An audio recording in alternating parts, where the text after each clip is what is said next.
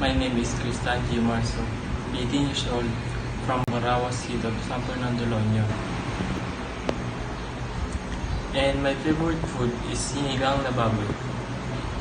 My favorite music is Since Day One by Skastikli and Floji.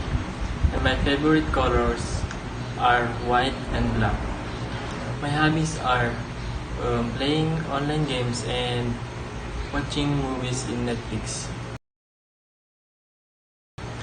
I choose DIMSO because nandito ang course na gusto kong kunin at higit sa lahat, libre ang pag-aaral dito. Napili ko ang course na ito dahil ito talaga ang gusto ko at na-inspire din ako sa mga pinsan ko.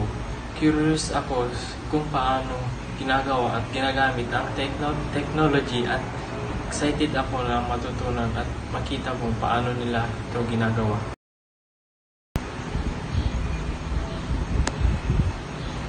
Gusto kong maging isang professional balang araw at magkaroon ng magandang trabaho para magkaroon ako ng sapat na kita.